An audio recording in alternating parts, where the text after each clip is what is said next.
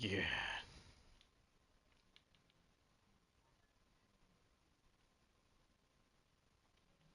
Bum, bum, bum, bum, bum, bum, bum. English. And then English again.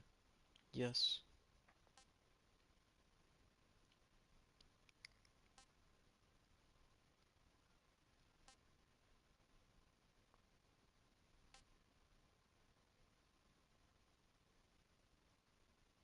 I mean, the game was originally 30 FPS.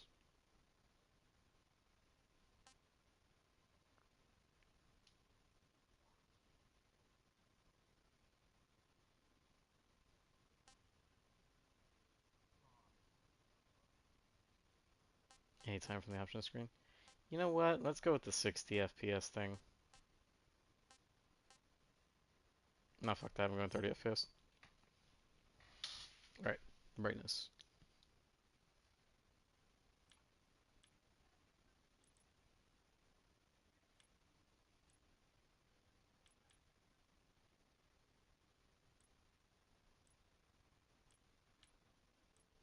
That should be good.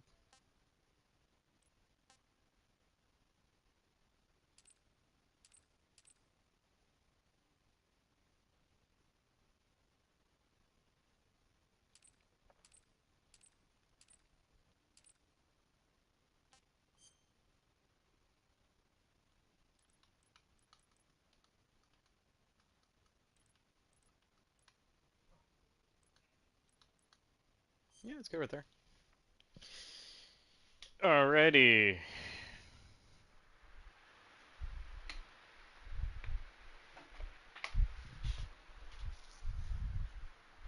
Please play in a well-lit room while sitting or standing as far away from the screen as possible. This game contains expressions and themes from the original version which may be considered outdated. Fictional violence, suggestive themes, partial nudity. Rated M for mature, T for teen. Partial nudity.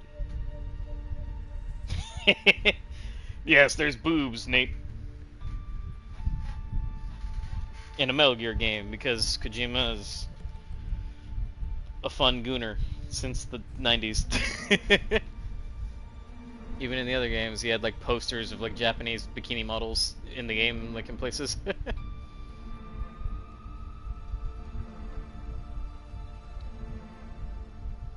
Oh boy, it's that tree. That goddamn starting tree. Let's do this. New item obtained. Tuxedo. Kept you waiting, huh? Snake versus Monkey. Oh, that's right, they did do this. After completing the story. Interesting.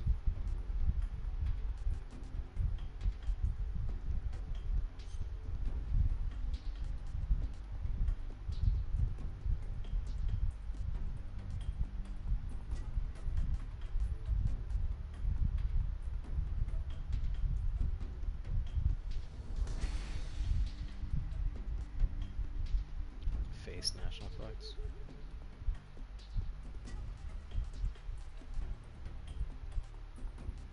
Uniform banana.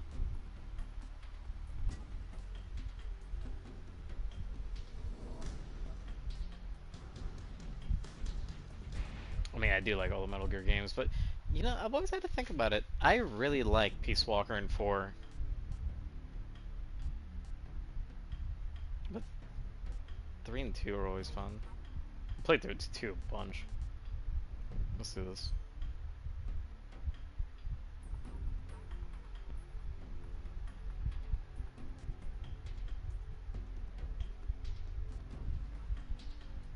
Now, see, I want to know something. Is if I should play in the original playstyle of Metal Gear Solid 3, which is an overhead camera that kind of like moves around and you have to go in first person to be able to like shoot people, or the third person camera that they put in with this. So I think I want to flip a coin for it. I want to play the original style, but I also kind of want to see the world like up close.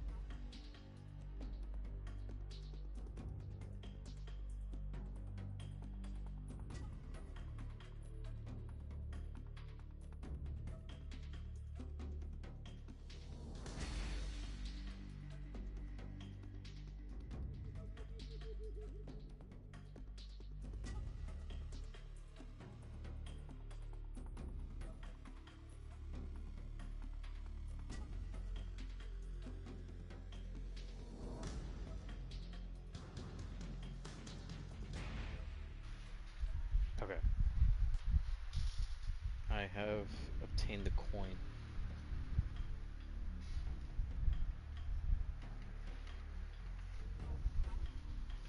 Now which shall I get? I was gonna go top down for heads and tails.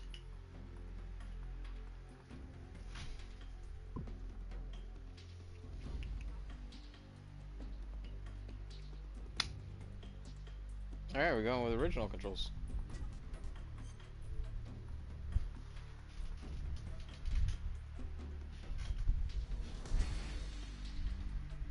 Type personnel center.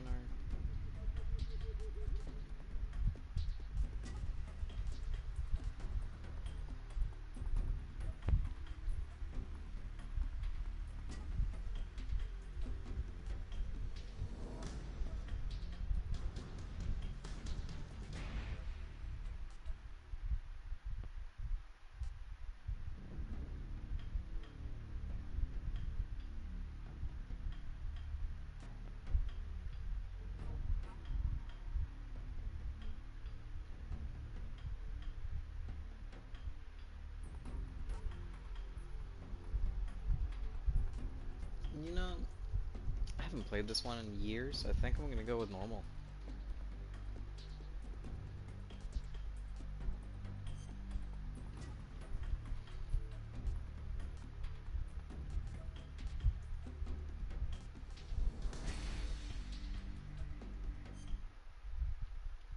I'll sneak new tricks. After the end of World War II, The world was split into two, East and West. This Marked the beginning of the era called the Cold War.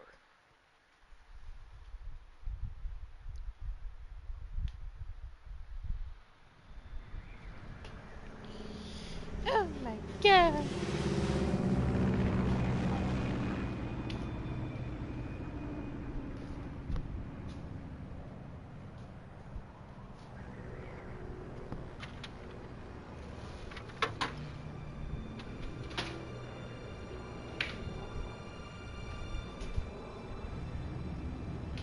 Fox.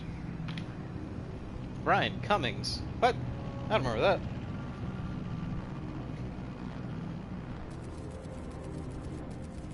Flying over Pakistan, altitude 30,000 feet. Approaching Soviet airspace.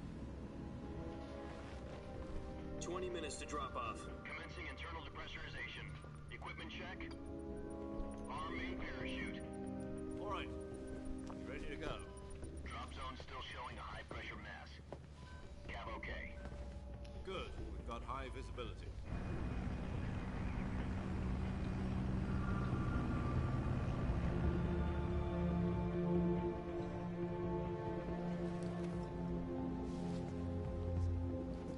Put out that cigar.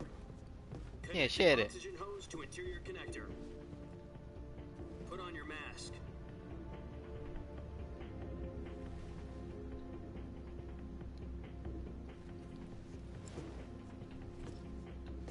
Does this panty waste know what he's doing? Approaching release point. 10 minutes to drop off. Hey, are you deaf? He said put out the cigar and put on your mask. Oh, cool cigar flip.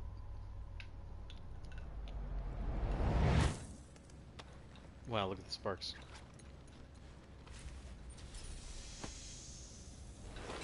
Depressurization complete. Checking oxygen supply. 6 minutes to drop off. Opening rear hatch.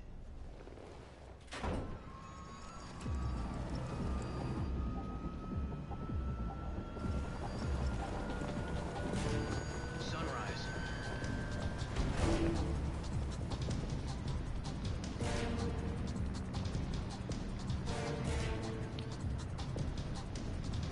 External temperature minus 46 degrees Celsius. 2 minutes to drop off. Stand up. You'll be falling at 130 miles per hour. Try not to get frostbite from the wind chill. 1 minute to drop off. Move to the rear. Activate the air bottle. This is one for the history books. The world's first halo jump. 10 seconds to drop off. Stand by. Status okay, all green. Prepare for drop-off. Countdown. 5, 4, 3, 2, 1. Spread your wings And fly. God be with you.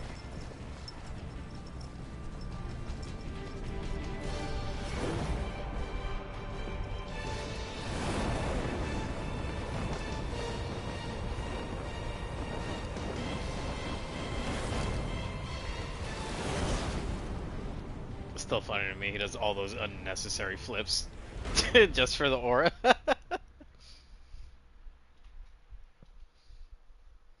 Jack, I've got some important news. The head of the CIA has finally given us the green light. Oh, for the they can still virtuous have mission. like the filter for the flashbacks. No, the virtuous mission. The future of our Fox unit depends on it. If it succeeds, we'll be officially organized into a unit. Virtuous mission. Sounds like some kind of initiation ritual. You know, don't get cocky. This isn't a training op. Right. So what exactly is this wonderful mission? Well, about 2 years ago, a certain Soviet scientist requested asylum in the West through one of our moles. His name is Nikolai Stepanovich Sokolov. He's head of the OKB 754 Design Bureau, one of the Soviets' top-secret weapon research facilities. Okay, they didn't He's change the this. foremost expert on weapons development. Sokolov. Isn't he that famous rocket scientist? The very same. On April the 12th, 1961, the Soviets achieved the first manned spaceflight in history. The Earth was blue, but there was no God. Well spoken. The rocket that carried Yuri Gagarin to orbit was the A-1, known as the Vostok rocket. Sokolov is said to be the man most responsible for the multi-engine cluster used in that rocket.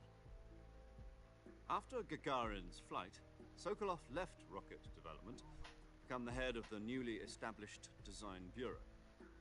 From a lowly technician to head of a design bureau, that's quite a success story, so why do you want to defect? It seems he'd become afraid of his own creations. Afraid? Call it a crisis of conscience. And for that, he left his country and his family behind and went over the fence? Not exactly. One of his conditions was that his family was also to be taken safely to the west. We used a mole to get the family out first, and succeeded in sneaking Sokolov over the Berlin Wall shortly afterwards. I was the one who conducted the operation. The security on the eastern side was still full of holes back then. Then what? We got Sokolov over in one piece, but the whole ordeal had left him exhausted, and we checked him into a hospital in West Berlin. It took him 2 weeks and more than 600 miles to get from the research facility in the Soviet Union to Berlin. He was in no condition to say anything coherent. And it was only a week later that we had something much bigger on our hands. The Cuban Missile Crisis. Oh yeah. October the 16th, 1962, President Kennedy received word that the Soviets were in the process of deploying intermediate-range ballistic missiles in Cuba. The President demanded that the Soviets dismantle and remove the missiles. At the same time, he announced a naval blockade to prevent further missile shipments from reaching Cuba. But the Soviets didn't back down, instead placing their armed forces on secondary alert. Soviet transport ships carrying missiles continued on course towards Cuba. US and Soviet forces went on alert for an all-out nuclear war. Frantic negotiations were conducted through the UN's Emergency Security Council and unofficial channels to end the hair-trigger standoff. Finally, on October the 28th, the Soviet Union agreed to remove its missiles from Cuba, and so the world avoided a nuclear holocaust. But in order to get the Soviets to pull their missiles out, we had to make a deal. You mean the one where the US agreed to remove its IRBMs from Turkey? No. The Jupiter IRBMs deployed in Turkey were obsolete, and we were going to get rid of them anyway. They had no strategic value whatsoever to either the US or the Russians. The Turkey deal was a ruse, a cover story that was fed to the other intelligence agencies around the world. So what did the Russians really want? Sokolov. They wanted us to return Sokolov. You mean the Soviets And we pulled did out it. of Cuba just to get their hands on Sokolov? That's right. What the hell was he working on? At the time, we had no idea. We were running out of time. It was either give up Sokolov or risk full-scale nuclear war. In the end, we had no choice. President Kennedy gave in to Khrushchev's demand. The next day, I got Sokolov out of the hospital, handing him over to agents on the eastern side. Sokolov kept on screaming, "Save me," until he disappeared from my sight. Then, a month ago, we received some new information from one of our moles.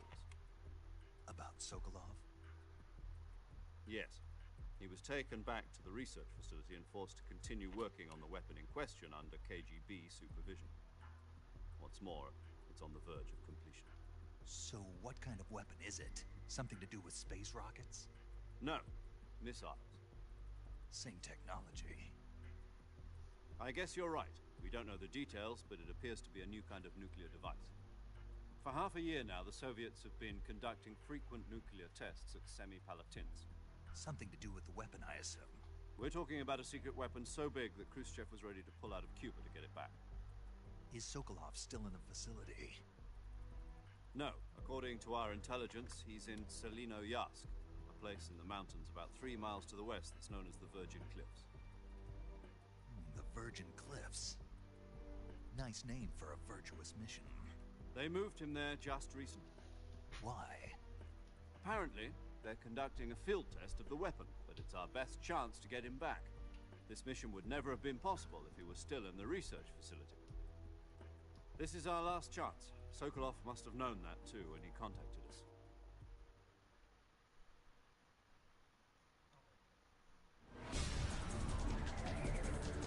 And it was still falling.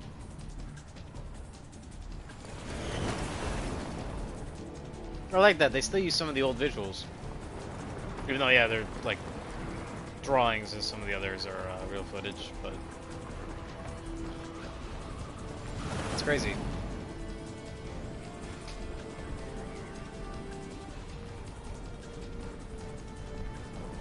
Listen up, Jack. Your mission is to infiltrate Selinoyarsk in the Soviet mountains, ensure the safety of Sokolov, and bring him back to the west.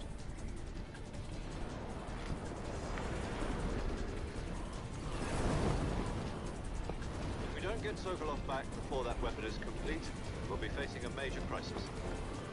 The clock is ticking.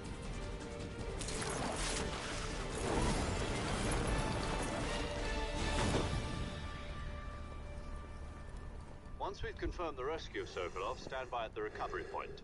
A recovery balloon will be dropped at that point. Helium will be pumped into the balloon to inflate it. The process takes about 20 minutes. Once it's complete, the gunship's arm will latch onto the balloon and pull it up. The Fulton surface-to-air recovery system. I'm familiar with the theory. Take it easy. It's been combat-proven. Do you think Sokolov is up to it? The shock will be less than during a parachute jump, and the arm can handle up to 500 pounds.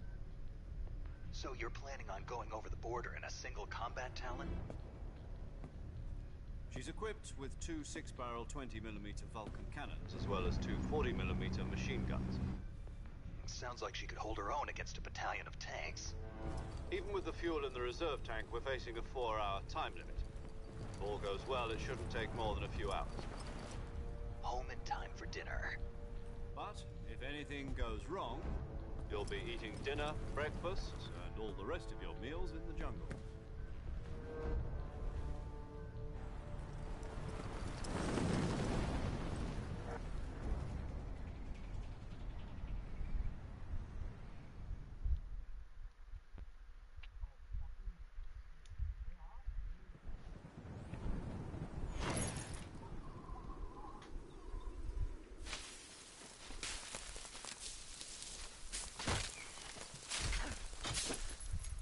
My bag. Oh, ruh-roh.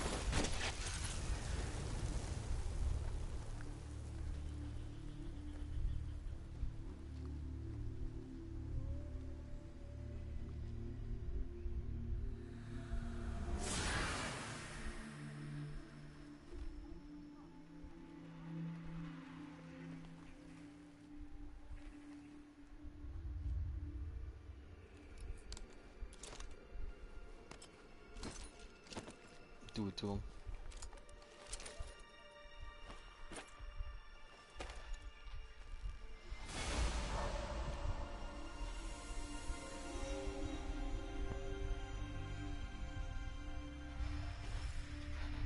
Oh yeah.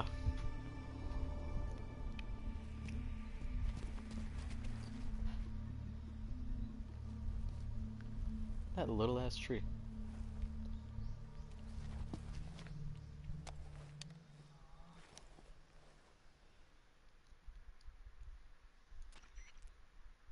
Do you copy? You're already in enemy territory, and somebody might be listening in. From here on out, we'll be using code names to refer to each other. Your code name for this mission will be Naked Snake. I'll be referring to you as Snake from now on. You're not to mention your real name. Snake? Oh, you don't like snakes? What do you mean? You've eaten one before, haven't you? In survival training? I'm glad to hear that. I don't know if I'd ever order one in a restaurant, but... Be careful, you might not have a choice. What about you, Major? What should I call you? Let's see. I'll be Tom. Tom. Call me Major Major Tom. Tom. This will be a sneaking mission. You must not be seen by the enemy. You must leave no trace of your presence. Is that clear? This kind of infiltration is the Fox unit's speciality. In other words, weapons and equipment are procured on site. That goes for food as well. You're completely naked, just as your name implies. Great. Now I see why you asked me if I liked snakes. I suppose calling me Snake was your idea of a joke, too. No. There's a good reason for that. I'll tell you later when the time is right. Gotcha. Getting back to the subject, how exactly am I supposed to feed myself? You've been issued a knife and a tranquilizer gun. Use them to hunt for food. You'll also find some medical supplies in your backpack. Yeah, about the backpack. I lost it in a tree on the way down. I see. Well, you'd better go back and get it then. Do you know where it is? No problem. I can see it from here. It's stuck on a branch. To climb a tree, stand in front of a tree that's covered in ivy and press the action button. I'll be monitoring your progress over the radio. We can't risk violating Soviet airspace, but I'll be in the gunship. My frequency is 140.85. I'll give you a call if I need to talk to you. If you need to talk to me, use the send function. Okay, Snake, go get your backpack. Sick. Oh, whoops.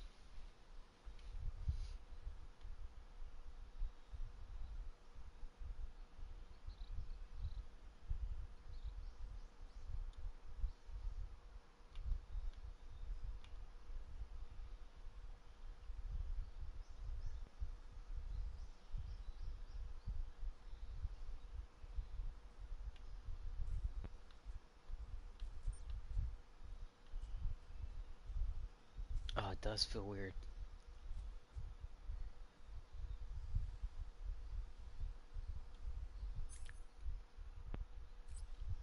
What the heck did they do to the controls?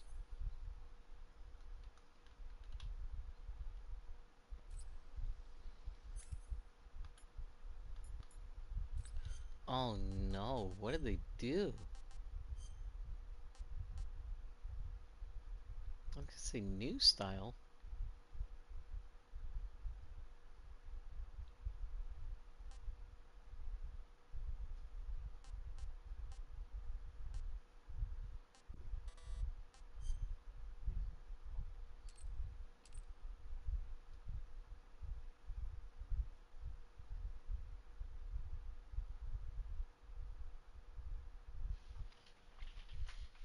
Camouflage window. Equipment window.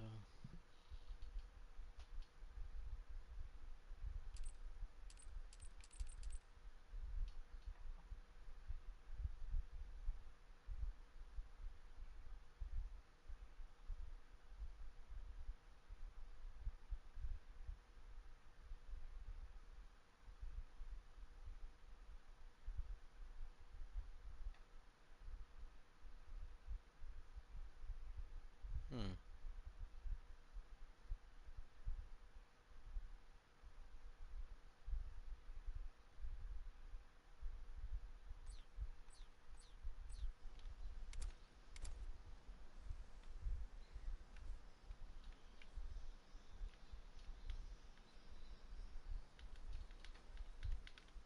Okay, I mean that still kind of works the same.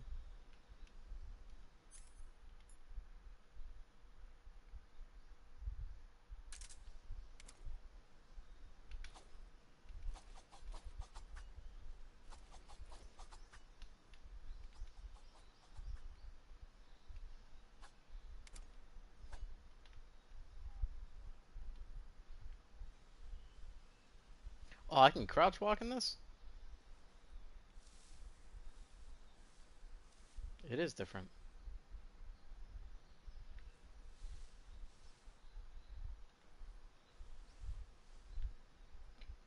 Okay, that's interesting.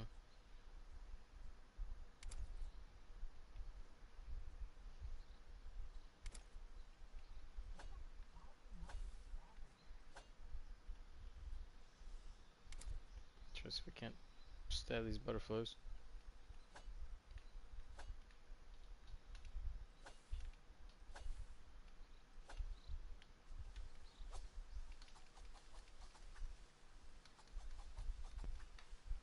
Damn, can't do it. Alright, well, I guess I gotta do this. Alright, at least the X button still works the same. So how do I bring up the codec? Oh.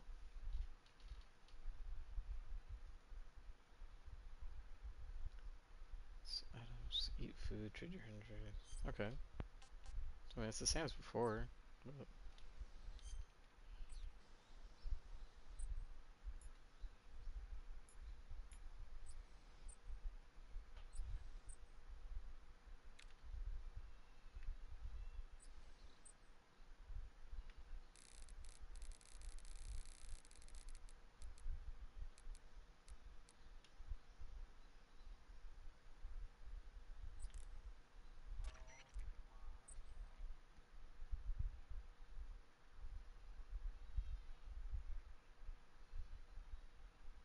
is the game's creator? Snake, first you need to... Your backpack got caught on a tree to the... Alright.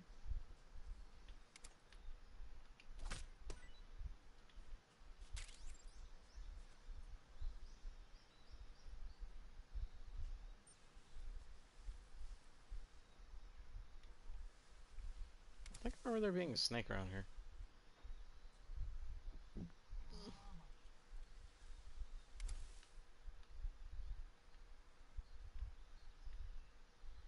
There's an item.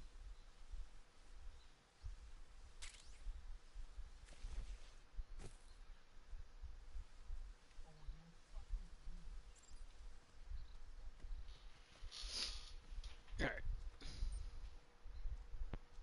Now we're just gonna shimmy shimmy.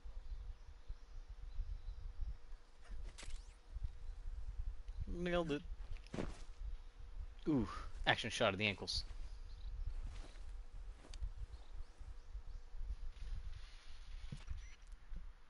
I see you've retrieved your backpack, Snake.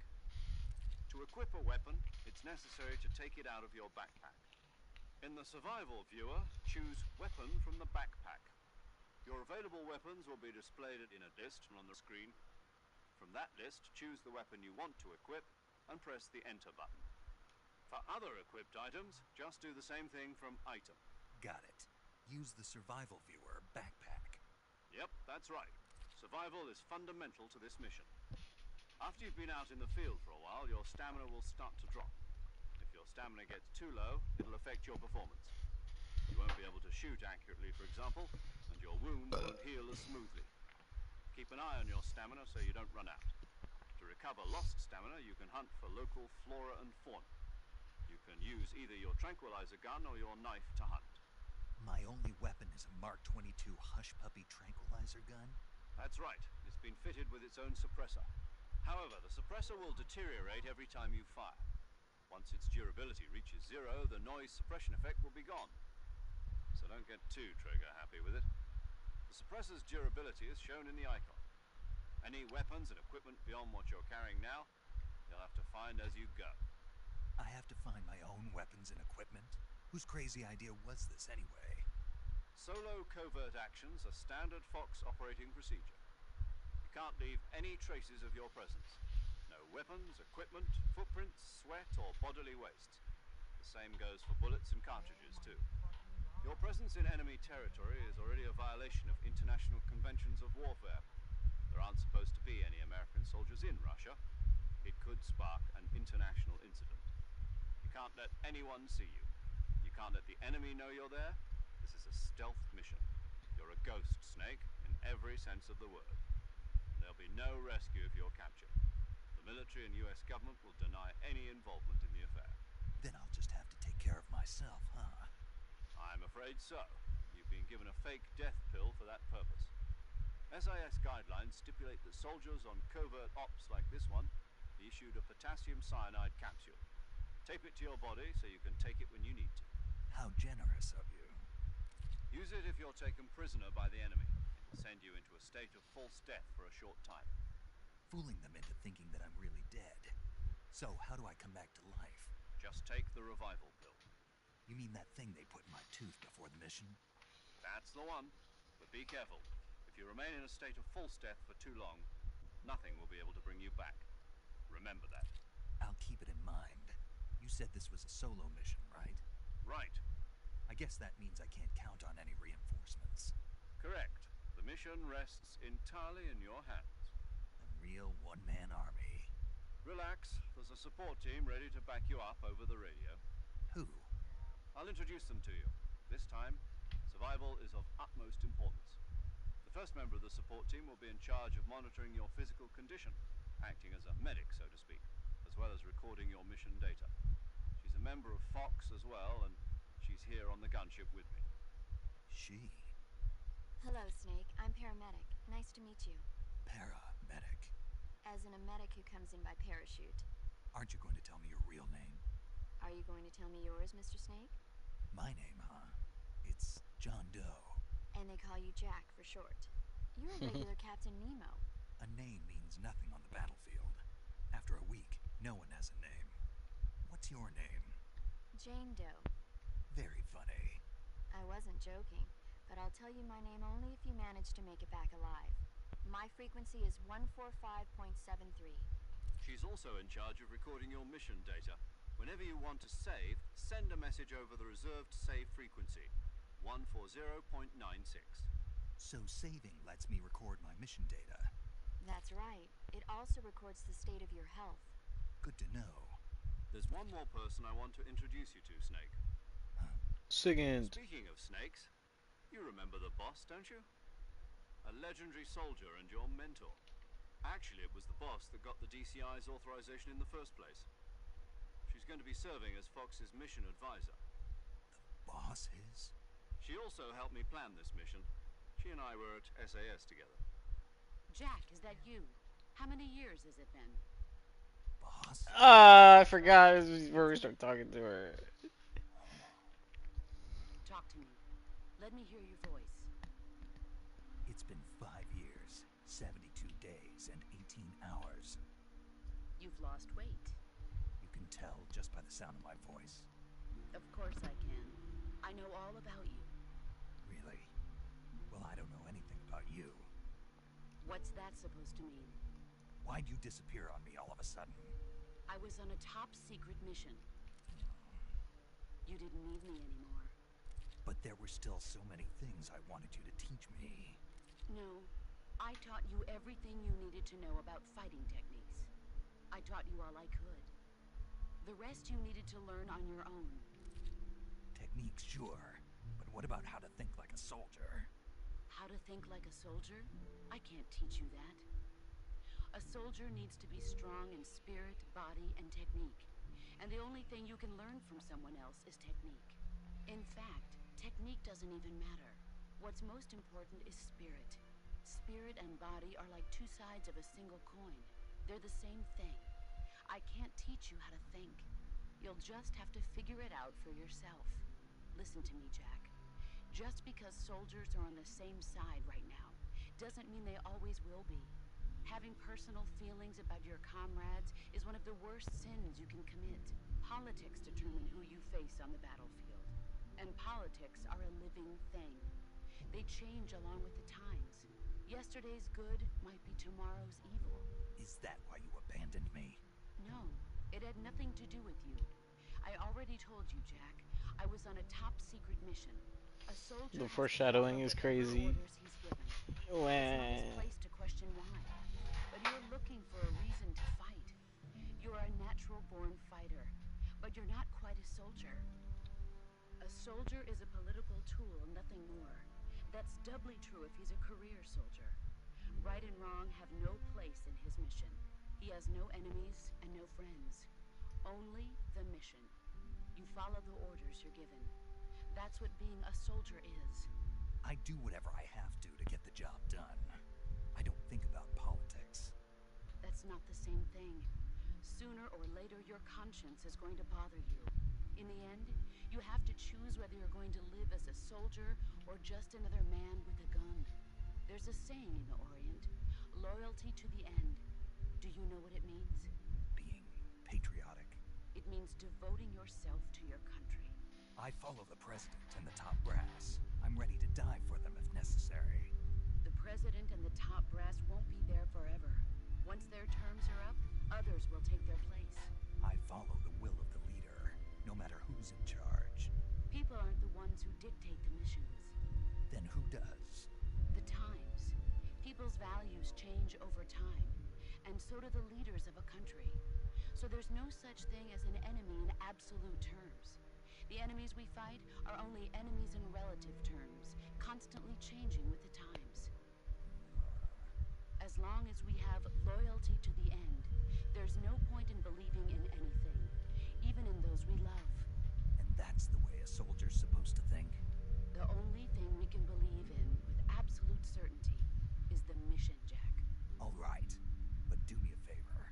What is it? Call me Snake. Snake. Oh, right. Your codename is Snake. It suits you well. That's right. The legendary unit that the boss put together during World War II was a Snake. The Cobra unit. A group of heroes that brought the war to an end and saved the world.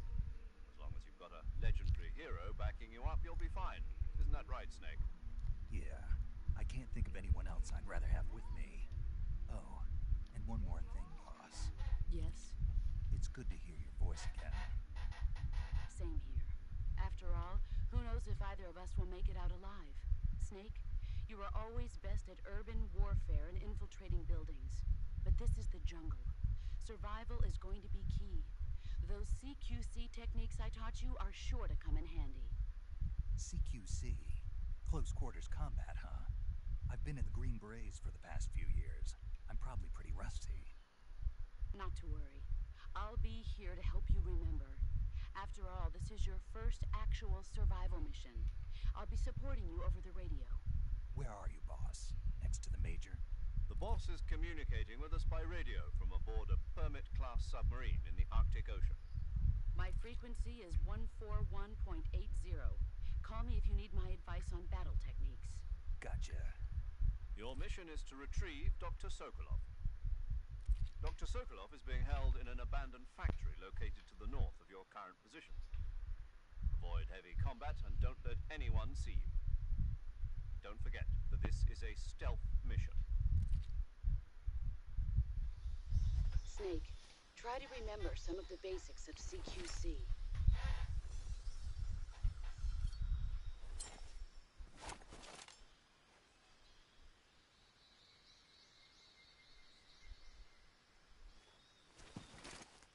Commencing virtuous mission now.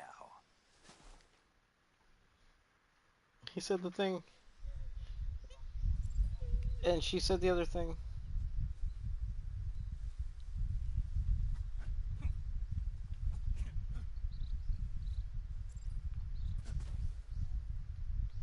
Alright, do you not have the thing anymore where you could like roll into the dive? You can.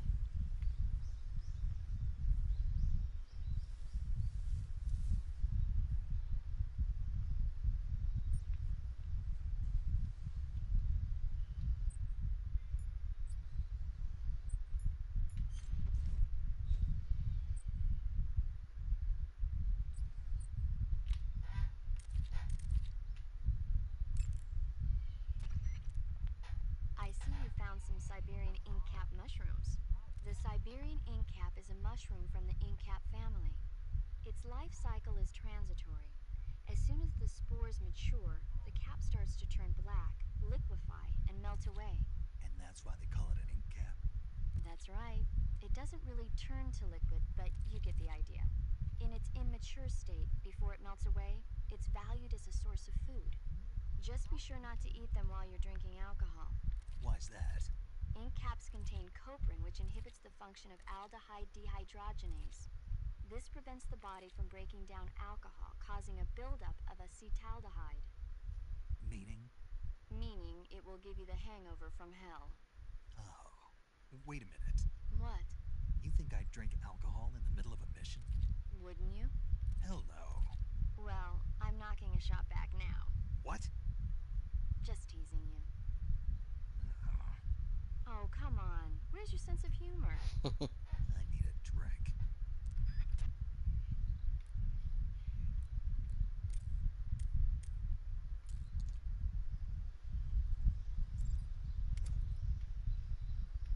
I remember seeing some fruits here somewhere. Oh, there they are.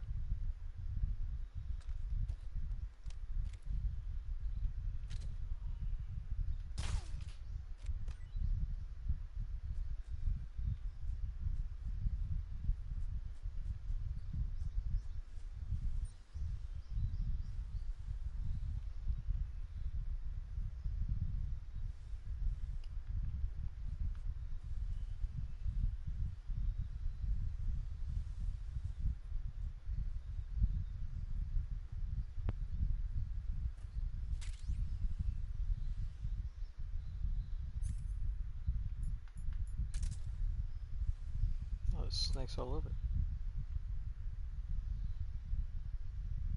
I think that's a boa.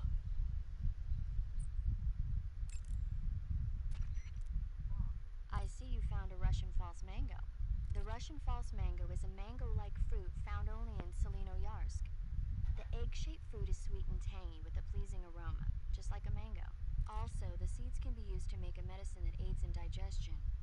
It might come in handy if you ever have an upset stomach. That area is home to the reticulated python. The reticulated Python, there you python go. is said to be the longest snake in the world. The biggest ones can grow up to 10 meters in length.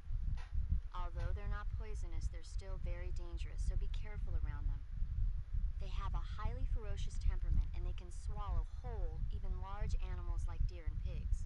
Their most distinguishing feature is the mesh pattern of their scales. This pattern acts as a highly effective natural camouflage. If you think there might be a reticulated python about, pay close attention to your surroundings. Otherwise, you could get bitten before you even know it's there.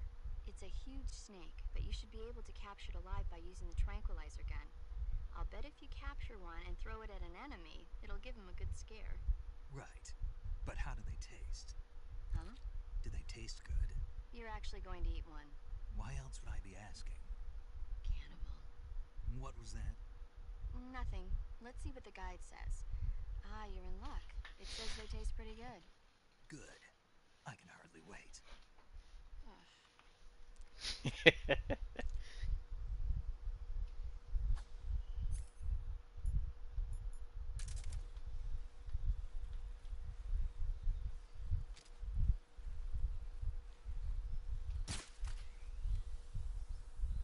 Ooh, that effect is still the same too. I got a trophy for that.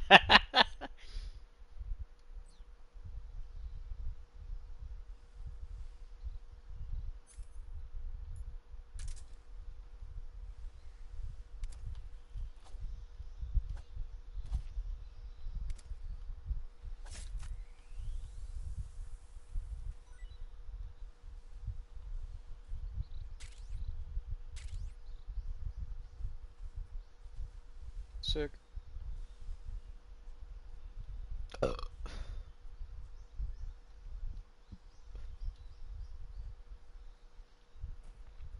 I gotta remember that I can climb random shit like that.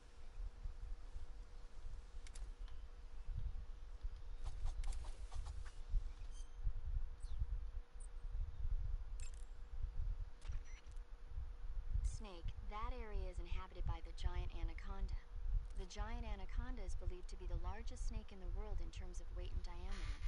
It's not poisonous, but its large size makes it extremely powerful. They say it even eats crocodiles. Its only natural predator is man. And snake. And snake. The giant anaconda is a very large snake, but you should be able to capture it alive using the tranquilizer gun. Got it. So how does it taste? I knew you were going to ask me that. Glad I didn't disappoint you. So? Well, the guide says it tastes all right. Good. I'll have to try some. Ugh. Snake, that area is inhabited by magpies. Magpies are members of the crow family. They're distinguishable by their beautiful dark blue and white bodies and their long tails. Their favorite food is insects, but they'll also eat small fish, acorns, and fruit. They're omnivores, which means... They'll eat anything. Right, just like you, huh? If you use the tranquilizer gun, you should be able to capture magpies alive. Okay. So how do they taste? You always ask me that. Naturally. So, I've never heard of anybody actually eating a magpie, but I suppose there's no reason you couldn't. you don't say. Oh,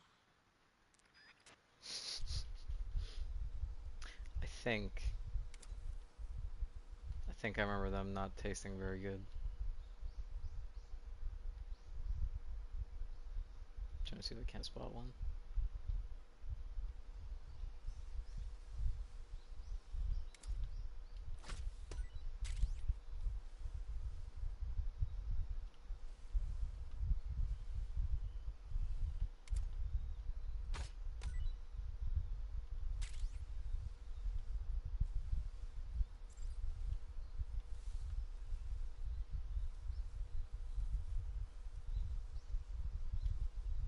Oh, there's a snake right there. That is a reticulated python.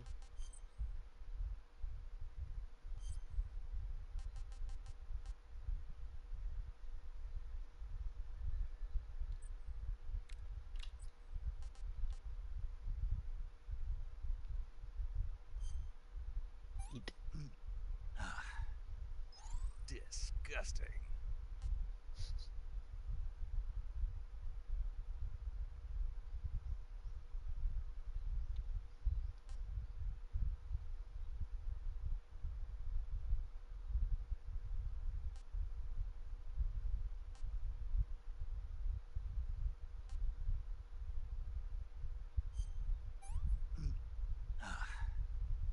Tasty. Snake eater. Bam, bam, bam, bam.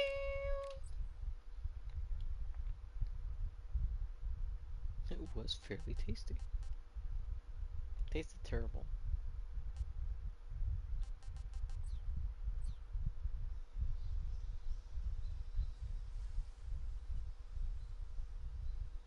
Oh man, this is so interesting. I'm gonna try everything. I'm gonna do the stuff little Yazdir didn't do.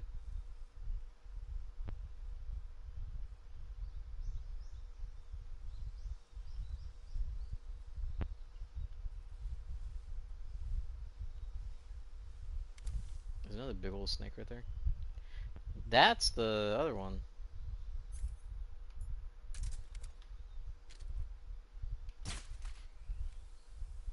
Pretty sure. That's the anaconda, right?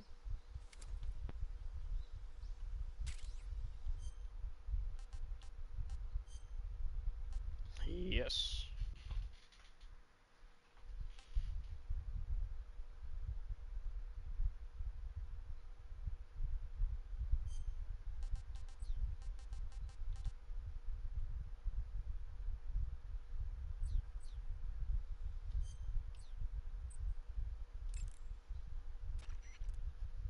the gauge below your life gauge is your stamina gauge. It shows, as the name suggests, your remaining stamina. I see you have a calorie mate. Here you go. Calorie mate. The thing you're holding now? Oh, the little block that looks like a cookie? Try it, it's pretty good. Okay. But what is this thing? Never seen anything like it. Calorie Mate is an energy supplement that contains all the proteins, lipids, vitamins, carbohydrates, and minerals needed for a balanced diet. It's a well-balanced food. Because of that, it's just perfect for giving your body the nutrition it needs in combat.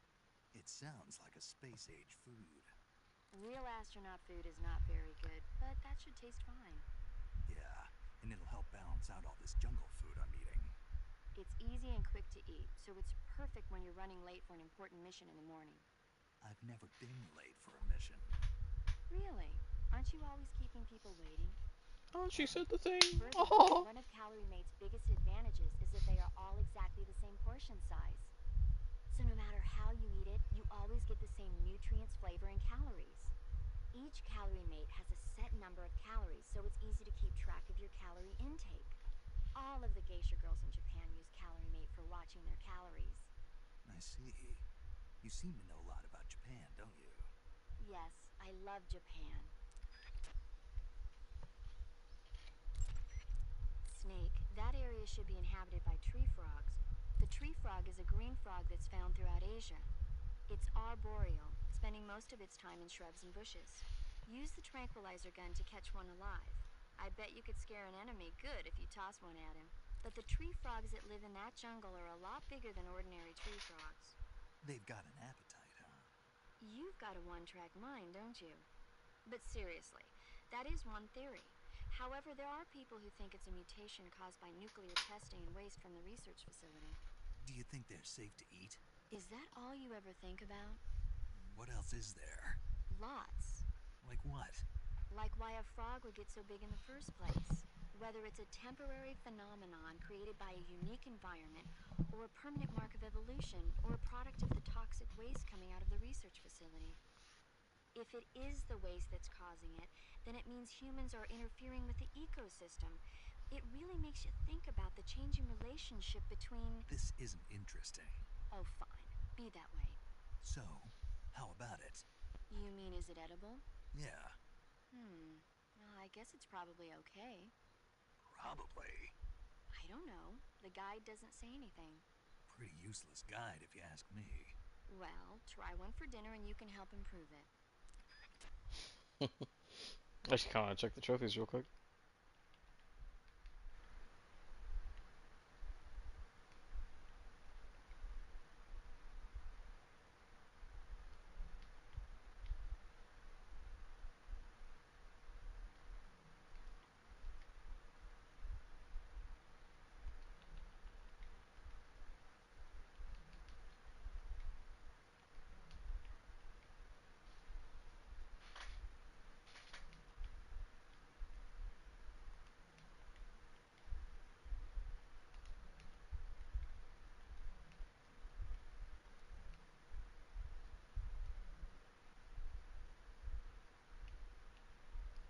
Mom said knock you out.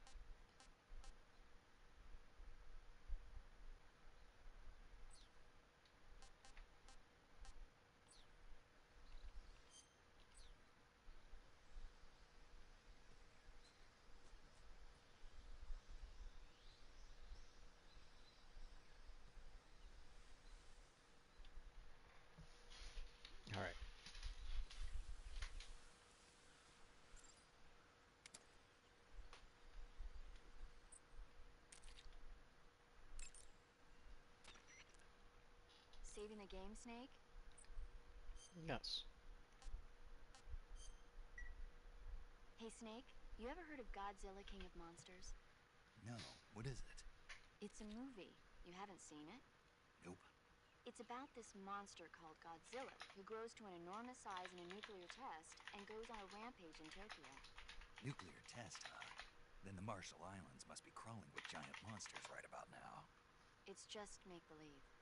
Maybe that's why my pants have been so tight lately. Snake, it's a movie, not a report out of Los Alamos. I know. So then what happened?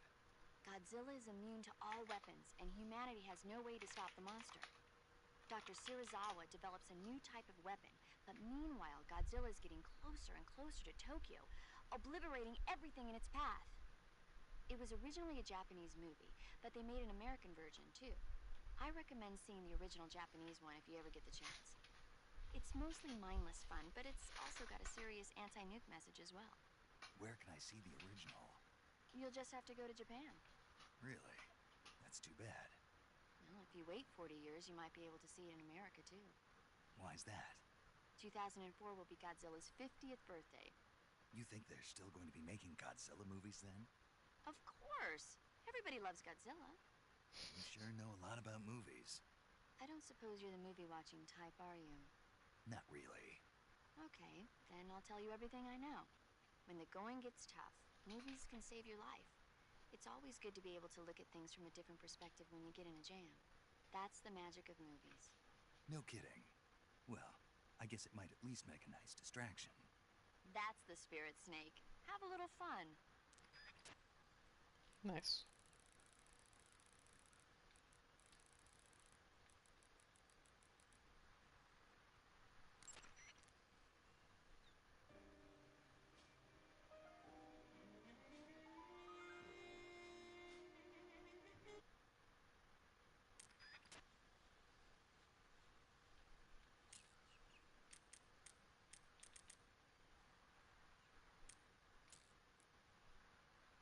So 14185, 14209.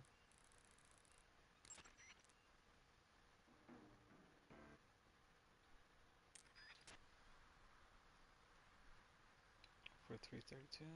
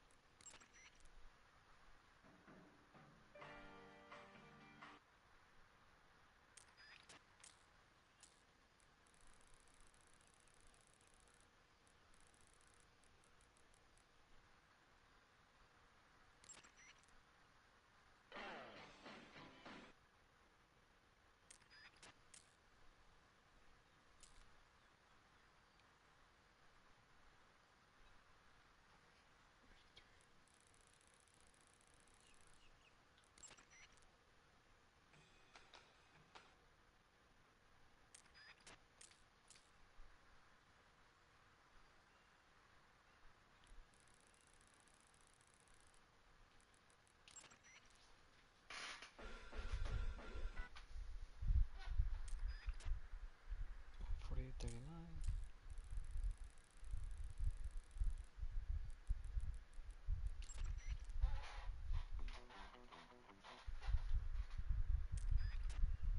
And 148.96.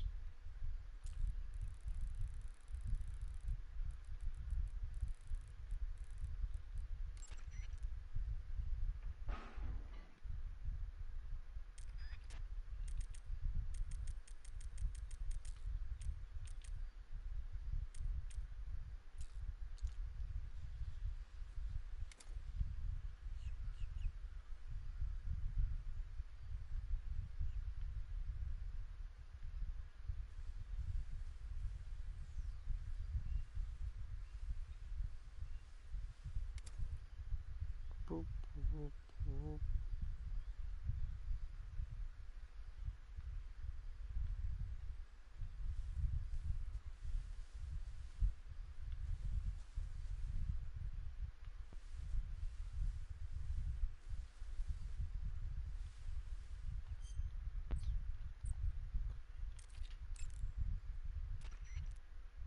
Eat food to recover. To take a rest, all you... is inhabited by Indian gavials. The Indian gavial is a crocodile that originally lived in freshwater regions in India and Nepal. Why are Indian crocodiles way out here? They're captive crocodiles that were brought here for research purposes but escaped and became wild again. Indian gavials are large creatures.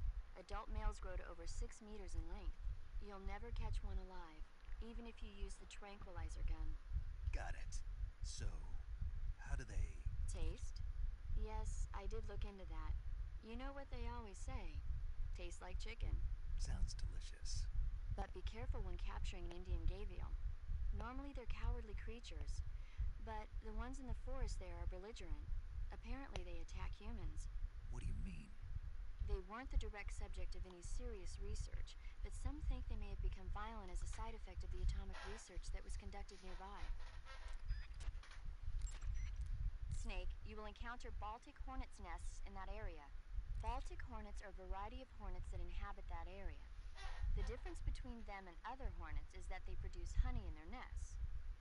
Inside the nest are larvae, pupa, and adults. You can eat them all. In particular, the honey you find inside the nest is delicious and full of nutrients. It's easy to digest and helps pep you up when you're feeling tired. In short, it's the perfect survival food. Honey can also be used as a burn ointment. When honey is applied to a burn, it creates a protective coating over the skin. When you knock down a hornet's nest, a burn ointment will appear along with it, so don't forget to pick it up. Of course, the hornets aren't going to give up their nest without a fight.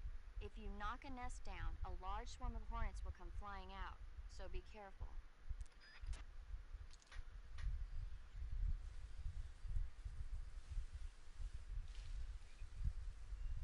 Oh fuck, there were birds there.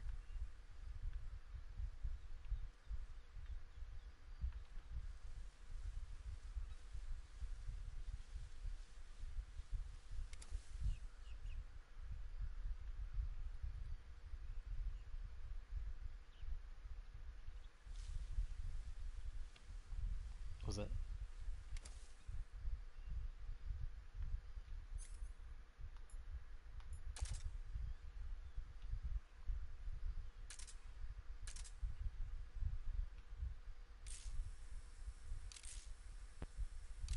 Ooh, look at the texture detail.